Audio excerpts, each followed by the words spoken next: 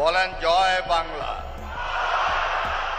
মন্ত্রী শেখ হাসিনা রাষ্ট্রপতির কাছে পদত্যাগপত্র জমা দিয়েছেন।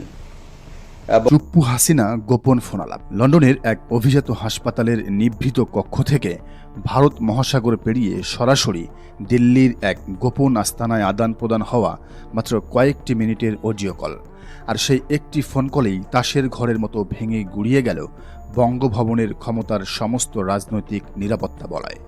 রাষ্ট্রপতি মোহাম্মদ শাহাবুদ্দিন চুপ্পুর মতো একজন বিতর্কিত এবং সুবিধাবাদী ব্যক্তির জন্য একসময় বিএনপি যেন এক অলৌকিক মসিহা বা ত্রাণকর্তা হিসেবে আবির্ভূত হয়েছিল। 2024 সালের অভূতপূর্ব গণ অভ্যুত্থানের পর যখন পুরো দেশ উত্তাল, ছাত্র জনতা যখন ঢাকার যমুনা ও বঙ্গভবনের রাজপথে নেমে চুপ্পুর পদত্যাগের দাবিতে উত্তাল প্রতিবাদ গড়ে তুলেছিল, ঠিক তখন কেবল বিএনপির চরম ও শক্ত রাজনৈতিক আপত্তির কারণেই পদচ্যুত হতে হতেও বেঁচে গিয়েছিলেন চুপ্পু। পরবর্তীতে বিএনপি রাজনৈতিক ও প্রশাসনিক ধারাবাহিকতা রক্ষার স্বার্থে চুপ্পুকে সেই পদে বহাল রাখে।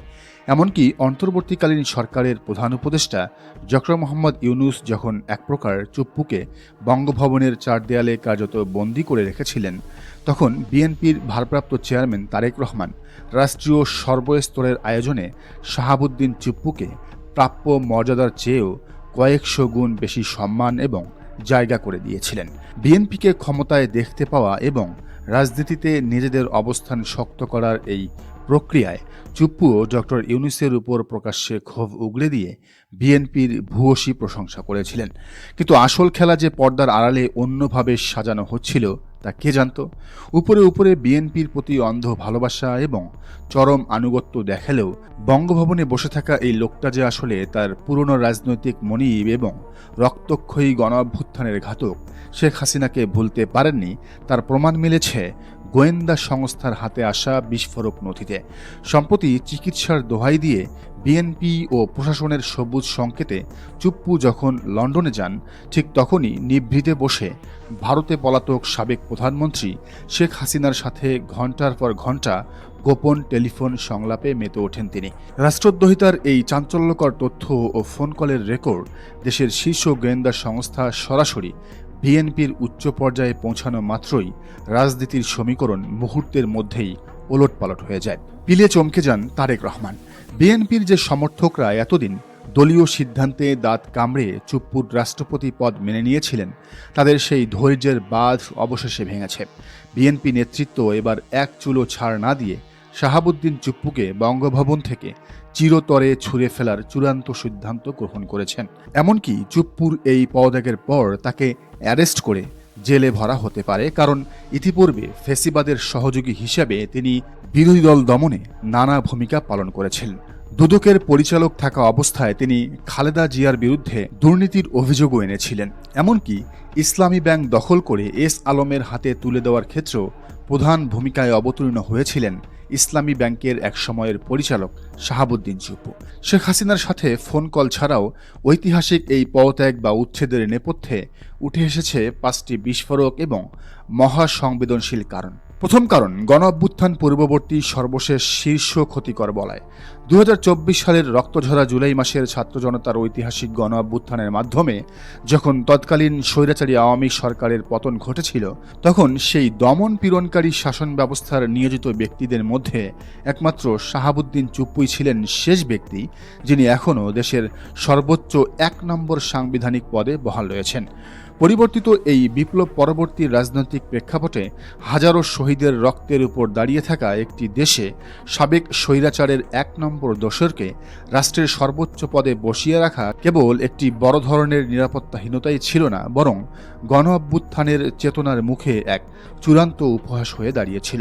ফলে তাকে আর এক মুহূর্ত সাংবিধানিক প্রধানের আসনে রাখা সমীচীন বা নিরাপদ নয় বলে একমত হয়েছে পুরো রাজনৈতিক শিবির।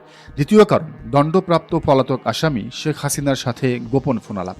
গোয়েন্দা প্রতিবেদনে উঠে আসা সবচেয়ে বড় বোমাটি ছিল গত মে মাসে স্বাস্থ্য পরীক্ষার অজুহাতে লন্ডনে অবস্থানকালে শাহাবুদ্দিন চুপ্পু আন্তর্জাতিক অপরাধ ট্রাইব্যুনালে দণ্ডপ্রাপ্ত ও ভারতে নির্বাসিত স্বৈরাচার শেখ হাসিনার সাথে একাধিকবার সরাসরি টেলিফোনে গোপন বৈঠক এবং আলোচনা করেছেন। সেখানে দেশের বর্তমান সরকার, বিএনপি এবং রাজনৈতিক স্থিতিশীলতা বিনষ্ট করার জন্য ষড়যন্ত্রমূলক নীল নকশা আঁকা হয়েছিল। তারেক রহমানকে কিভাবে গদি থেকে নামানো যায় সেই কথাও উঠে এসেছে এই ফোনালাপে। গোয়েন্দা সংস্থাগুলো এই রাষ্ট্রদ্রোহী ফোনালাপের অকাট্য তথ্য এবং অডিও প্রমাণ হাতে পাওয়ার পর থেকেই তার পদত্যাগের প্রশাসনিক এবং রাজনৈতিক চাপ দাবানলের মতো ছড়িয়ে পড়ে। তৃতীয় কারণ, পুরনো রাজনৈতিক চক্রান্ত এবং যোগাযোগ পুনর্স্থাপন। বঙ্গভবনের সাংবিধানিক ক্ষমতার চরম অপব্যবহার করে শাহাবুদ্দিন চুপ্পু গোপনে তার পুরনো রাজনৈতিক দল আওয়ামী লীগের চাটুকার এবং আমলাদের সাথে নতুন করে যোগাযোগ জোরদার করছিলেন। প্রশাসন, সেনাবাহিনী এবং আইনশৃঙ্খলা বাহিনীর ভেতরে থাকা স্বৈরাচার শেখ হাসিনার দোসরদের উস্কে দিয়ে পুনরায় একটি রাজনৈতিক অক্ষ তৈরি করার চেষ্টা করছিলেন তিনি। রাষ্ট্রপতির এই বিপজ্জনক ও বিভ্রান্তিকর তৎপরতায় দেশের সর্বস্তরের নীতি নির্ধারকরা চরম অসন্তোষ প্রকাশ করেন এবং তাকে বঙ্গভবনে রাখা রাষ্ট্রের নিরাপত্তার জন্য সরাসরি হুমকি বলে চিহ্নিত করা হয়। চতুর্থ কারণ, শেখ হাসিনার ডিসেম্বর মিশন এবং ভারতের ভূরাজনৈতিক ষড়যন্ত্র। সম্প্রতি ভারতে অবস্থানরত শেখ হাসিনা চলতি বছরের ডিসেম্বরেই যে কোনো মূল্যে বাংলাদেশে ফিরে আসার হুঙ্কার দেওয়ায় রাজনৈতিক ময়দান চরম থমথমে ও সংবেদনশীল হয়ে ওঠে। গোয়েন্দা সূত্রের খবর, ডিসেম্বরে দেশে বড় ধরনের বিশৃঙ্খলা সৃষ্টি করে চুপ্পুকে দিয়ে জরুরি অবস্থা বা এমার্জেন্সি জারি করানোর এক ভয়ঙ্কর ও আন্তর্জাতিক চাল তৈরি করা হয়েছিল। বিএনপি ও অন্যান্য রাজনৈতিক শক্তি বুঝতে পেরেছে এই পরিস্থিতিতে চুপ্পুকে রাষ্ট্রপতির চেয়ার থেকে অবিলম্বে সরিয়ে দেওয়া ছাড়া অন্য কোনো পথ খোলা নেই। তাকে সরানোর মাধ্যমেই সরকার ও রাজনৈতিক দলগুলো এক কঠোর বার্তা দিতে চায় যে দেশের আইনশৃঙ্খলা ও রাজপথ অস্থিতিশীল করার যে কোনো ষড়যন্ত্রের জিরো টলারেন্স জবাব দেওয়া হবে। পঞ্চম কারণ, শেখ হাসিনার পদত্যাগপত্র নিয়ে মিথ্যাচার এবং সাংবিধানিক জালিয়াতি। এর আগেও রাষ্ট্রপতি শাহাবুদ্দিন চুপ্পু একাধিকবার দাবি করেছিলেন যে সাবেক প্রধানমন্ত্রী শেখ হাসিনার মূল পদত্যাগপত্র নাকি তার কাছে নেই এবং ডক্টর ইউনূসের সরকার তাকে বিভিন্ন রাষ্ট্রীয় গুরুত্বপূর্ণ বিষয়ে সম্পূর্ণ অন্ধকারে রেখে অপমানিত করেছে।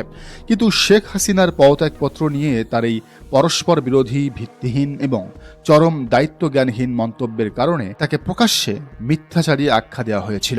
সে সময় বৈষম্য বিরোধী ছাত্র জনতা তার অপসারণের দাবিতে বঙ্গভবন ঘেরাও করে রাজপথেও নেমেছিল, যদিও বিএনপির কারণে সেটি আর বাস্তবায়ন হয়নি। রাজনীতির ইতিহাস বড়ই নির্দয়, যাকে রক্ষা করতে গিয়ে বিএনপি নিজেদের সমর্থকদের অসন্তোষ মাথায় নিয়েও ঝাল হয়ে দাঁড়িয়েছিল। যাকে সম্মান দিয়ে বঙ্গভবনের রাষ্ট্রপতি হিসেবে জাতীয় অনুষ্ঠানে জায়গা দেওয়া হয়েছিল, সেই চুপ্পুই শেষ পর্যন্ত নিজের ক্ষমতার লোভ আর পুরনো মনিবের চাটুকরিতা ছাড়তে পারলেন না। লন্ডনের গোপন ফোনালাপ আর ডিসেম্বরের ষড়যন্ত্রের নথি ফাঁস হয়ে যাওয়ায় এখন চুপ্পুর সামনে কেবল একটি পথেই খোলা, স্বাস্থ্যগত কারণ দেখিয়ে নিঃশব্দে পদত্যাগপত্র জমা দিয়ে বঙ্গভবনের পেছনের দরজা দিয়ে পালিয়ে যাওয়া। তবে পালিয়ে যেতে পারবে কিনা সেটাই এখন বড় বিষয়, কারণ বিএনপি তাকে গ্রেফতার করতে না চাইলেও জুলাইয়ের শহীদ পরিবার কিন্তু তাকে এক চুলও ছাড় দেবে না। এখন প্রশ্ন একটাই, চুপ্পুর এই করুণ বিদায়ের পর বঙ্গভবনের নতুন অধ্যায়ে কে আসেন? সংবিধান রক্ষা আর দেশের সার্বিক নিরাপত্তা বজায় রাখতে আগামী দিনগুলোতে কোন নতুন চেহারা বসতে যাচ্ছে মহামান্য রাষ্ট্রপতির চেয়ারে? মির্জা ফখরুল, নাসিমুল গনি নাকি খন্দকার মোশাররফ? উত্তর লুকিয়ে আছে সময়ের খুব কাছাকাছি এক রাজনৈতিক মহাবিস্ফোরণে। দর্শক, পুরো বিষয়টিকে আপনি কিভাবে দেখছেন জানান মন্তব্যের ঘরে। আর এই চ্যানেলে নতুন হলে অবশ্যই সাবস্ক্রাইব করুন এবং বেল আইকনটি বাজিয়ে রাখুন।